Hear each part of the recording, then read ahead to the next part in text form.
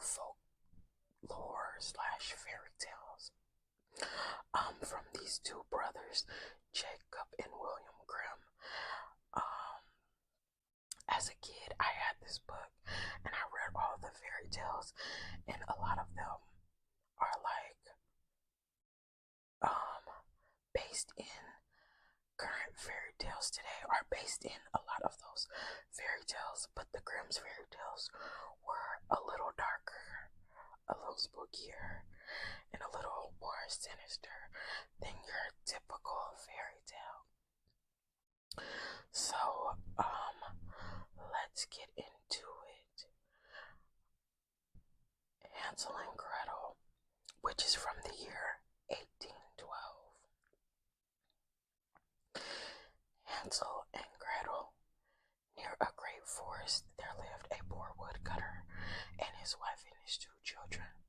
The boy's name was Hansel and the girl's Gretel. They had very little to bite or sup, and once, when there was a great dearth in the land, the man could not even gain the daily bread. As he lay in bed one night thinking this, and turning and tossing, he sighed heavily and said to his wife, "What will become of us? We cannot even feed our children. There is nothing left for ourselves." "I will tell you what, husband," answered the wife. "We will take the children early in the morning into the forest where it is thickest. We will make a big fire and we will give them each a piece of bread. Then we will go to our work and leave them alone. They will never find way home again, and we shall be quit of them." "No, wife," said the man, "I cannot do that. I cannot find in my heart to take my children into the forest and to leave them there. The wild animals would soon come and devour them." "Oh, you fool," she said, "then we will all four starve. You had better get the coffins ready."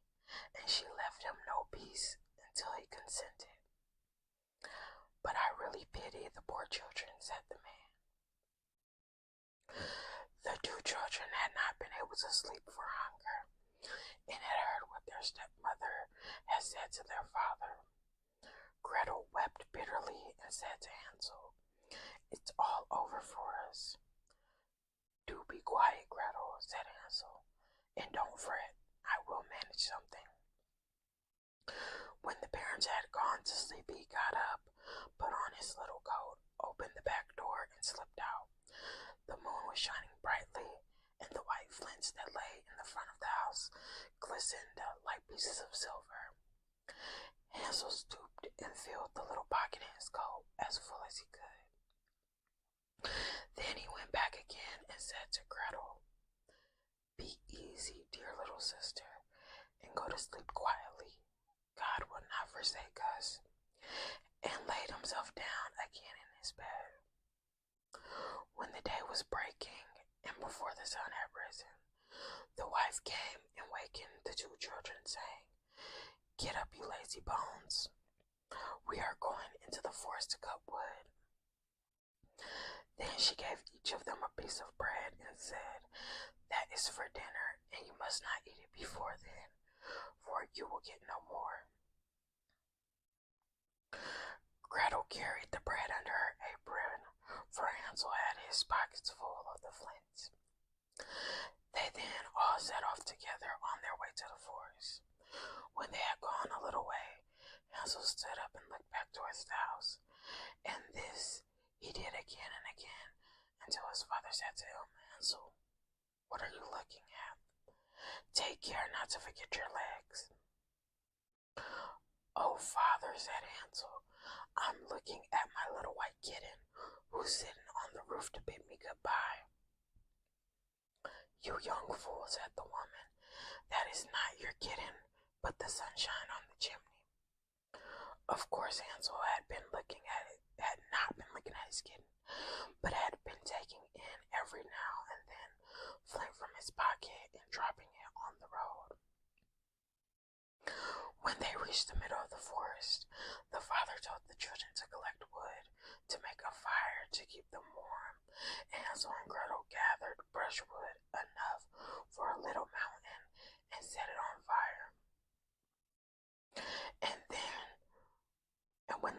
was burning quite high, the wife said. Now lie down by the fire and rest yourselves, you children, and we will go and cut wood. And when we are ready, we will come fetch you. So Hansel and Gretel sat by the fire, and at noon they ate their pieces of bread. They thought their father was at the wood all the time, as they seemed to hear strokes of the axe, but really it was only a dry branch hanging from a withered tree that the wind moved to and fro. So when they had stayed there as long as their eyelids closed with weariness, they had fell fast asleep. When at last they woke, it was night, and Gretel began to cry and said, How shall we ever get out the wood? But Hansel comforted her, saying, Wait a little longer, until the moon rises, and then we can easily find the way home. And when the full moon got up, Hansel took his little sister by the hand and followed the way where the footstones shone like silver and showed them to the road. They walked the whole night through, and at the break of day they came to their father's house.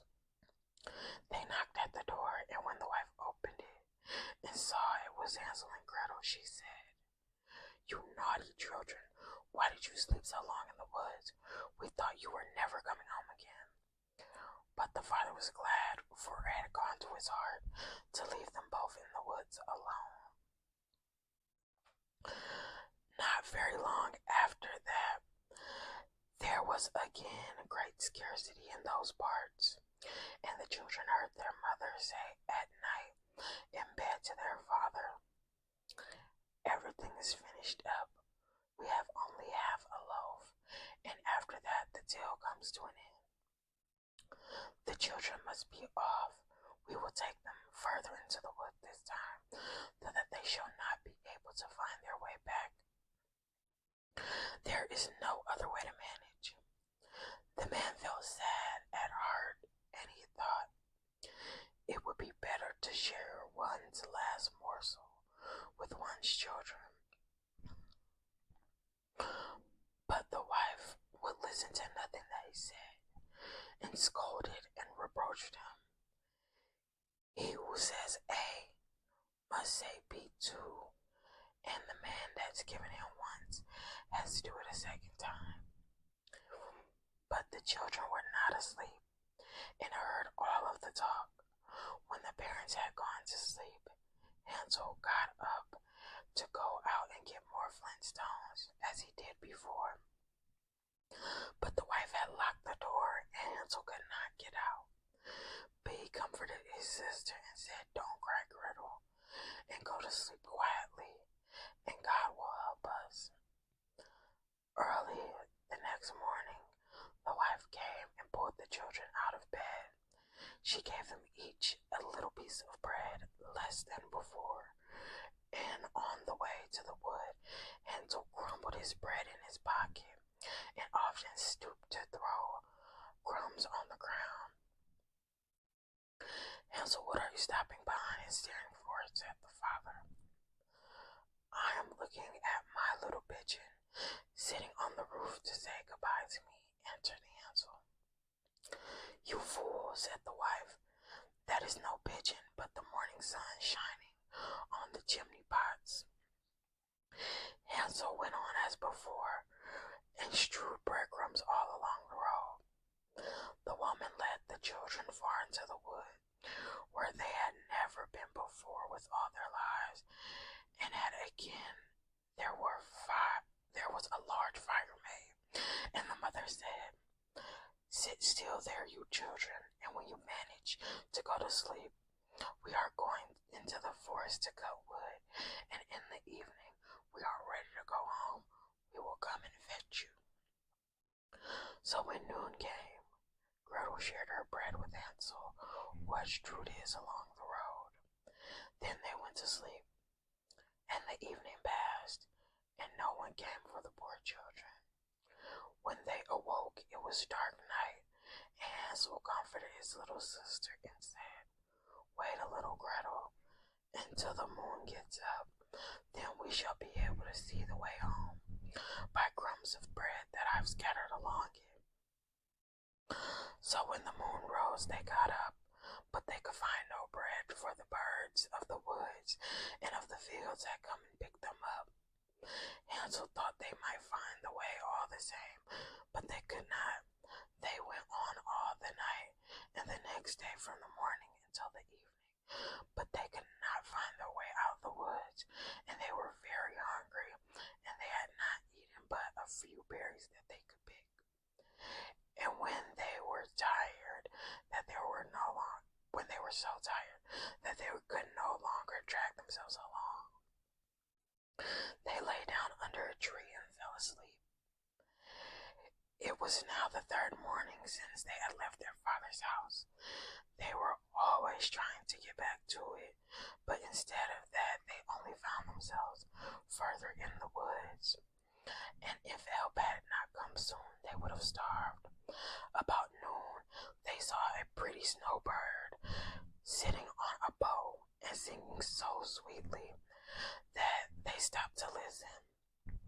And when he had finished, the bird spread its wings and flew before them, and they followed after him until they came to a little house, and the bird perched on the roof.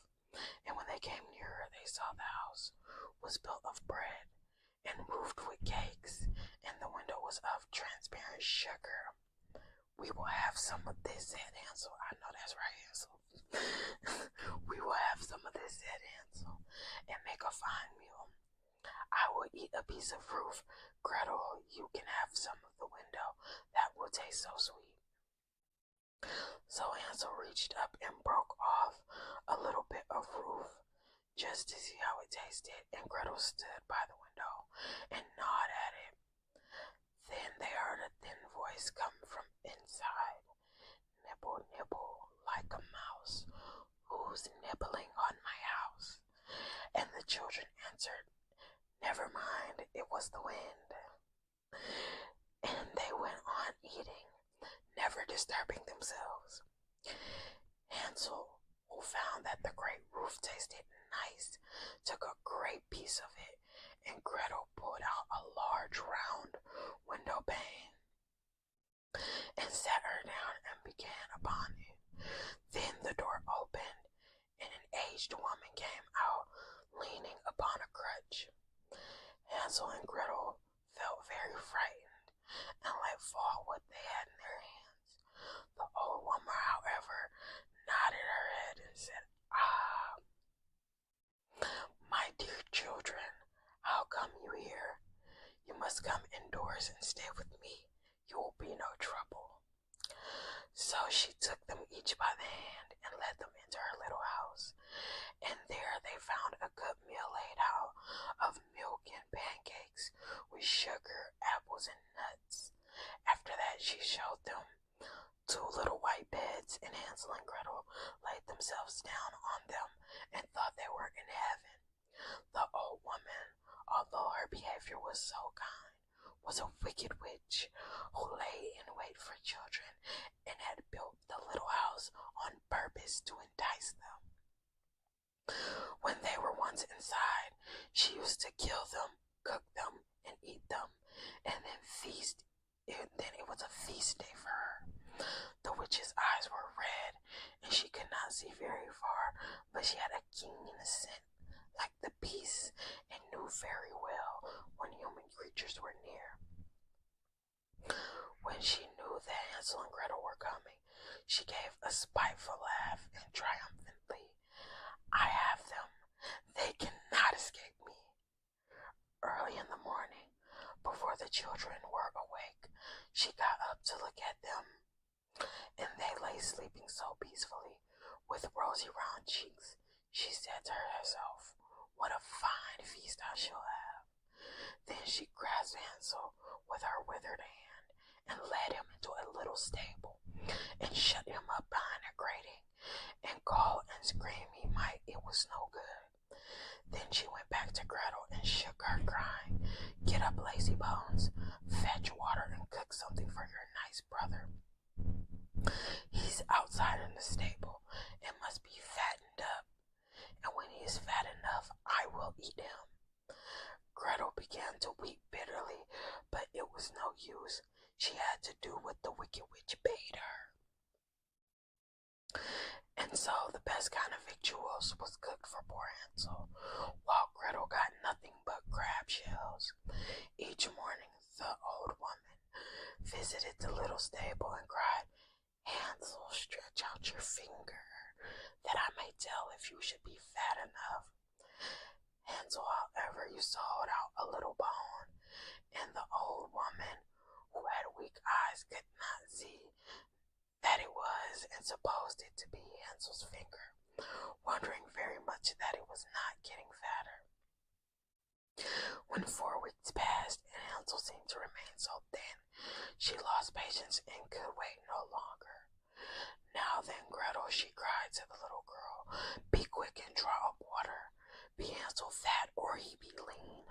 Tomorrow I will cook and eat him.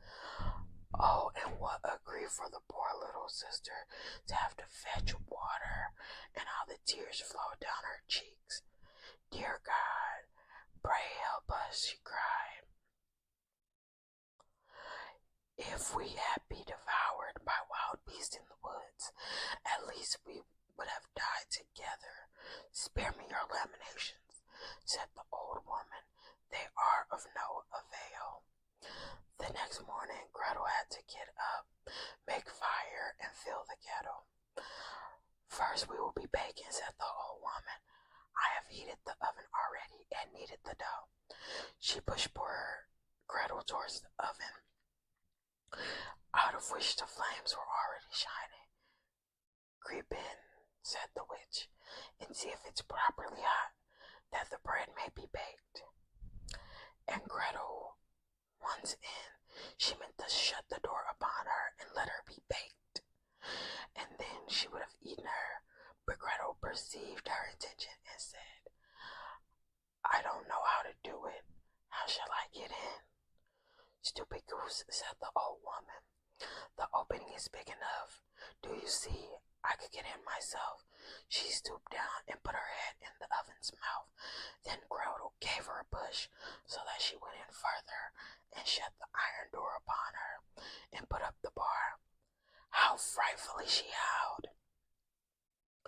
But Gretel ran away and left the witch to burn miserably. Gretel went straight to Hansel and opened the stable door and cried, Hansel, we are free. The old witch is dead. They then out flew Hansel like a bird from his cage as soon as the doors opened. How rejoiced they both were. How they fell onto each other's neck and danced about and kissed each other, and they had nothing more to fear. They went over to the old witch's house, and in every corner there stood chests and pearls and precious bones. This is something better than flint, said Hansel, as he filled his pockets, and Gretel, thinking she would also like to carry something home with her, she filled her apron. Now away we go, said Hansel. If we only can get out of the witch's wood. When they had journeyed a few hours, they came to a great piece of water. We can never get across this, said Hansel. I see no stepping stones. We can never get across this, said Hansel. I see no stepping stones and no bridge. And there's no boat either, said Gretel. But here comes a white duck. If I ask her, she will help us forever. So she cried, Duck, duck, here we stand, Hansel and Gretel on the land. Stepping stones and bridge we lack. Carry us over on your nice white back. And the duck came accordingly. Hansel got upon her and told his sister to come too. No, answered Gretel, that would be too hard upon the duck. We can go separately, one after the other. And that is how they managed. And after that they went on happily until they came to the wood, and that way grew more familiar, till at the last they saw in the distance their father's house. Then they ran till they came to it, rushed in the door, and fell on their father's neck. The